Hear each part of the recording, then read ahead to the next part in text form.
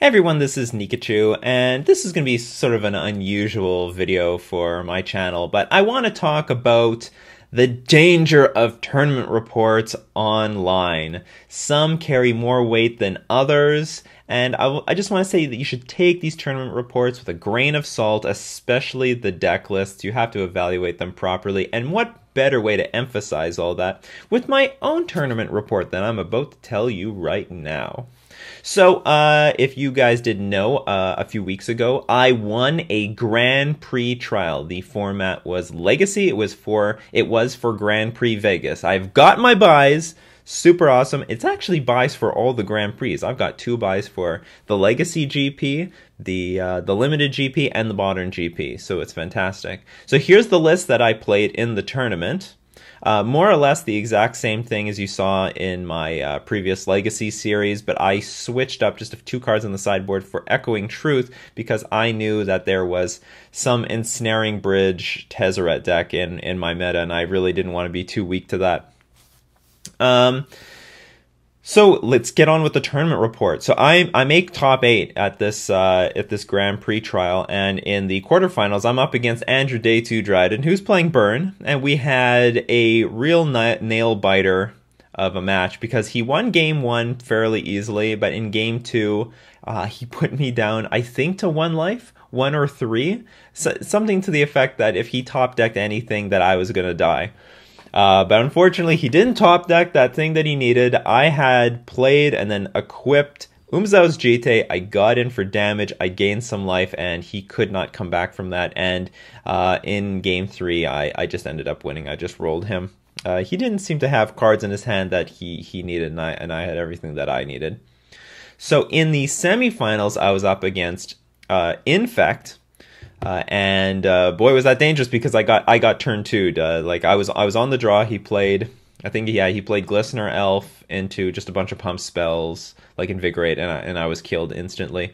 And in games 2 and 3, the same story happened. I countered his 1 Infect creature, and he couldn't recover after that. And same that happened in game 2. It happened in game 3, and he basically didn't do anything for the rest of those matches. And in the finals, I was up against Rodney, top 8 Thompson. Rodney making top 8 as he usually does.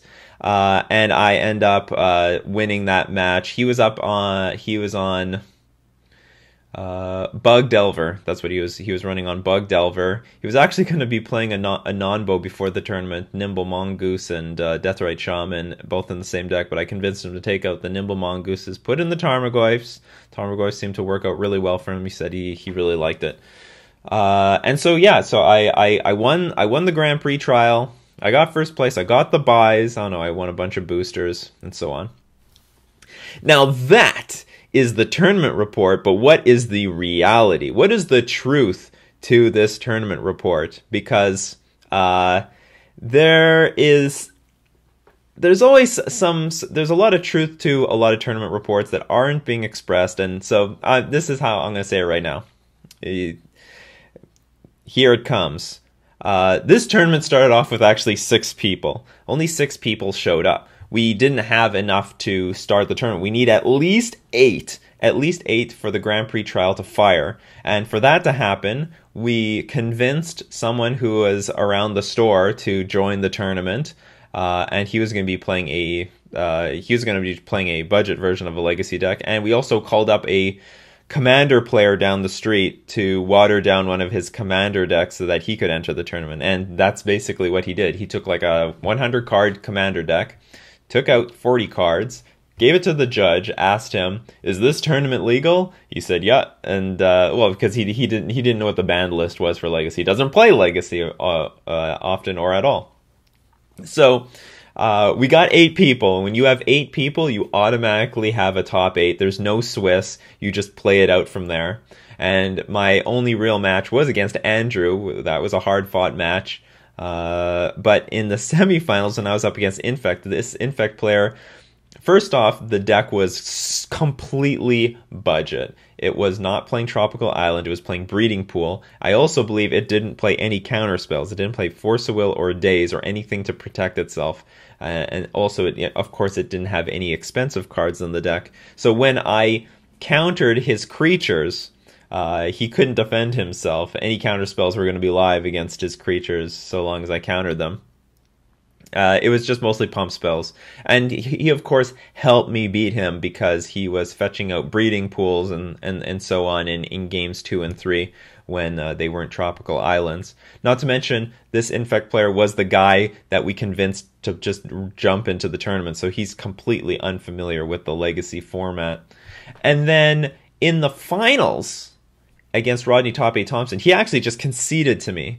We played a match out for fun, and I did win that, but he just conceded to me. I tried to convince him to play it out. It was no big deal if he beat me. And he's going to Vegas too. He could use the buys, but he was convinced that the buys were best served given to me than to him. So he just he conceded first place to me.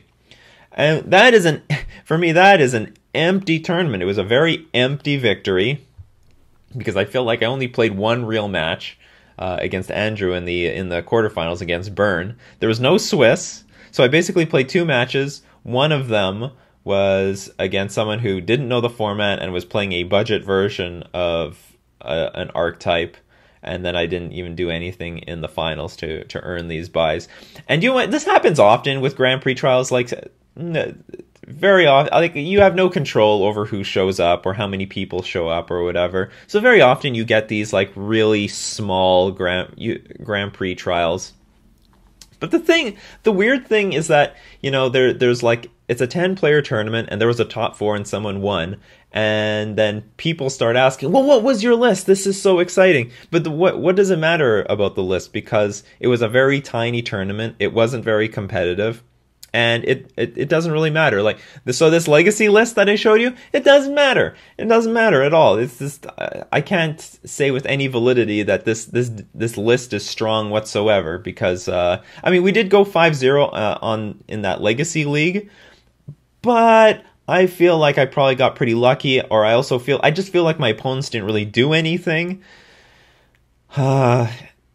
And it hasn't proven its worth, and I also still don't think it's proven its worth after this Grand Prix trial. A tournament really wasn't played. I only played 2 matches. Any random person could have made that happen. There's a lot of collusion also in Grand Prix trials. I mean, just for example, if it's a 12-player tournament and 6 of those people are your friends, then there's a very good chance that if they have no chance of making the top 4, that they're just going to concede to you and help push you and help guarantee that you make the top 4 over other players in the tournament. Or if the top 4 is all your friends and you're the only person going to the event, then they'll all concede to you to let you earn the buys. So there's a lot of this sort of stuff that makes things like Grand Prix trial tournament reports really, I don't know how to put it. It's not really validating or anything like that.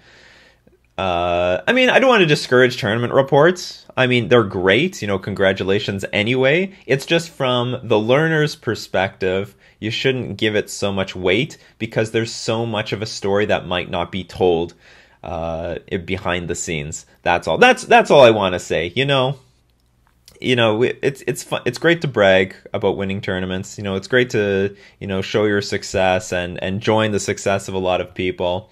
But if you're trying to learn, try to learn from the Grand Prix, learn from the competitive leagues online. Don't learn from these like dinky little tournaments. So what do you think of my story? What do you think of tournament reports? What are you thinking in your head when you're reading these things? Because these are the things I'm thinking about. It's not your fault when you enter a tournament that people are playing brews or inexperienced or whatnot, but you know, but when we're trying to learn about the game, you know, these are the things that are running back in the back of my head. So as usual, like, share, comment, and subscribe. Thanks to all my patrons supporting me on Patreon. This has been Nikachu talking about winning the Grand Prix trial for Grand Prix Las Vegas.